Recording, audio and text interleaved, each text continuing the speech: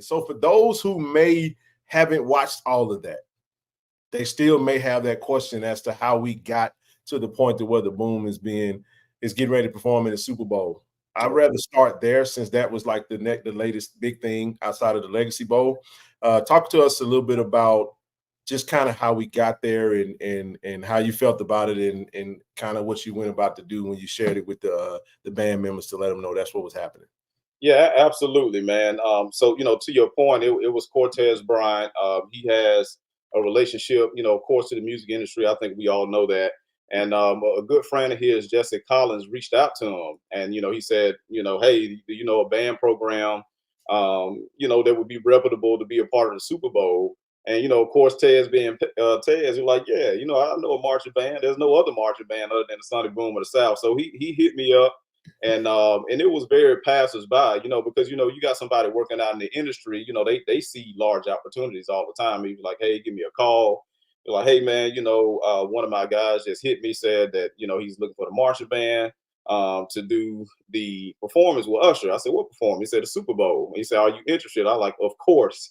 I didn't know any of the details, but I knew it was a once in a lifetime situation, and Ted's pedigree and his history with the program, he's always been truthful. He's always been a proponent for the program, even well before this. And so he's always been giving back in a lot of ways. And so, over that time, you learn to garner that trust with individuals. And so, of course, I believed him 100%. And he gave me some initial contact information to Akamon Jones, which is Usher's choreographer. And so I reached out to him, and he said, "Yeah, we're looking forward to having your marching band as a part of the halftime show." And then he connected me with the production team, and then that's when we started to scaffold ideas and put them together in regards to what the show was going to look like. And the thing that I liked the most about it was they allowed us to inject the Sonic Boom of the South identity, its culture, and what we are, as HBCUs. And I watched a lot of Super Bowl halftime shows, and I hadn't seen one to where you can really tell, like, right off, hey, that's Jackson State. And also we were featured throughout the entire show. Absolutely. Yeah, other Super Bowls you may have had them for a segment, but we were there the beginning all the way to the end. If the students came out, on our infamous Tiger Run On, a lot of people didn't catch that because the camera didn't show it live. But there are other videos rotating around YouTube, and you can find it, and you can see the students coming out doing the chop step, as we affectionately called it. So one of the most important things was to make sure that our students were taken care of. We were pretty leery about having them out for 10 days because, as I mentioned when I opened up, these are students, want to make sure that they're doing everything they need to do in the classroom to graduate. But again, we also wanted them to have that opportunity. But once I worked with my administration to figure out how we were going to accommodate the students for 10 days, the next step was, what would they be doing?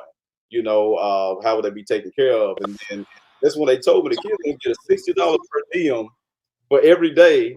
So that means $60, a day, $600 in total. And so everything that they needed was taken care of. And when we got to Vegas, Ken, the students were treated like royalty, Oh man.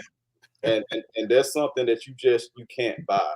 And the people were, they were awesome. They were good human beings. They treated the students with respect. And our students were just consummate professionals from beginning to the end.